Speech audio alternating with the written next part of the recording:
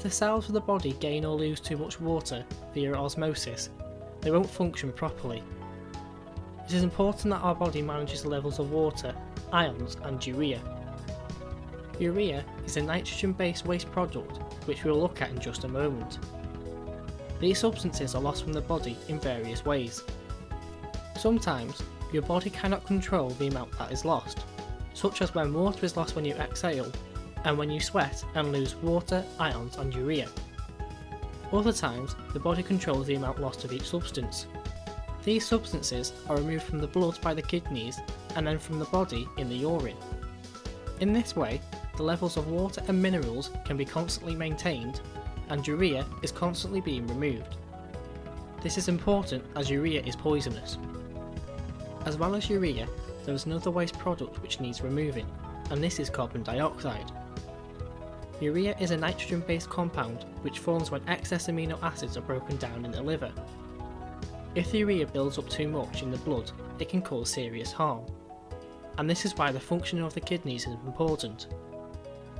Carbon dioxide is a waste product of cellular respiration. The carbon dioxide diffuses out of the cells, into the blood, and then out of the blood in the alveoli. From here the gas is passed out into the air when you exhale. Higher tier students need to know a bit more about urea. Urea is produced when you intake more protein than you need. Excess protein cannot be stored, and so it has to be broken down. In the liver, a process known as deamination occurs. This is where the amino group is removed from the molecule to form ammonia. Ammonia is very toxic, and so it is converted into urea because this is less toxic than ammonia. The remaining deaminated molecule can then be used usefully by the body. The kidney has a key function in the body.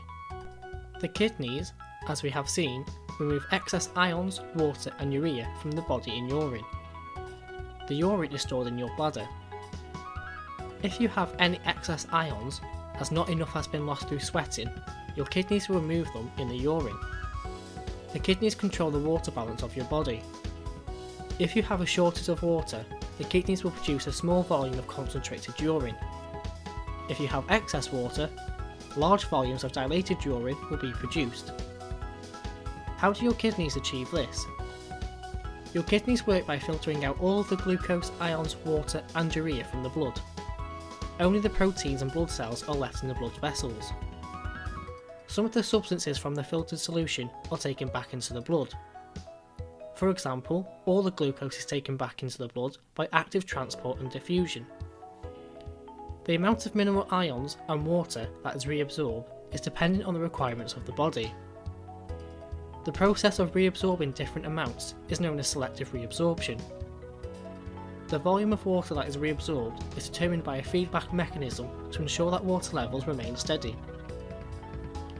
The next section is for higher tier students only. When the blood passes through the kidneys, the filtration and reabsorption of substances occurs along tubules. As we have just said, water balance is controlled by a negative feedback loop. This system involves a hormone known as ADH. If the levels of water in the body are too high, this will be detected by the receptors in the brain. This will cause the pituitary gland to release less of the ADH hormone, which leads to less water being reabsorbed by the tubules in the kidneys. This also means a lot of urine is produced. The opposite is also true, so at lower levels of water, more ADH is released and therefore more water is reabsorbed. This leads to small amounts of concentrated urine. ADH interacts with the kidney tubules to cause more water to be reabsorbed. Our kidneys are hugely important, as we have just seen. So what happens if they can get infected and no longer work? Not only would no selective reabsorption occur, but toxins would also build up and it could lead to death. There are some ways in which kidney failure can be treated. Dialysis and transplants are the most common ways.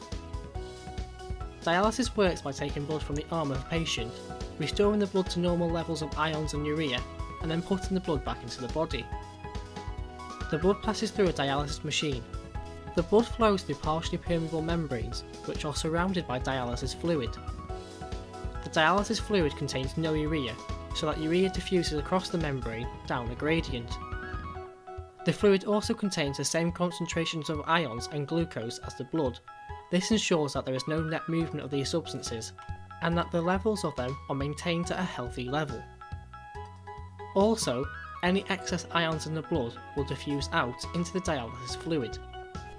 Dialysis is very time consuming, and patients have to undergo dialysis on a regular basis.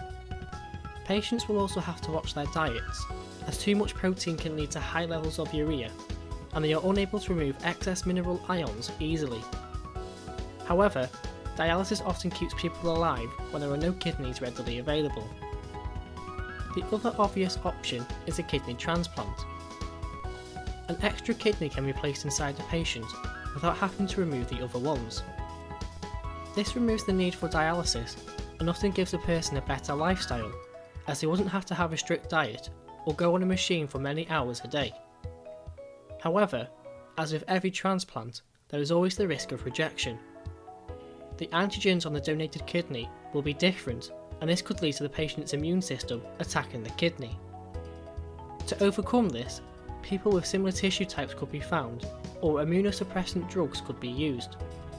These drugs prevent rejection of the kidney, but the patient has to take them for the rest of their life, and their ability to fight off infections could also be reduced. Also, transplants very rarely last for a lifetime.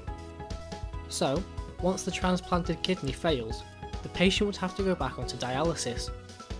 This is an issue as kidneys are not always readily available.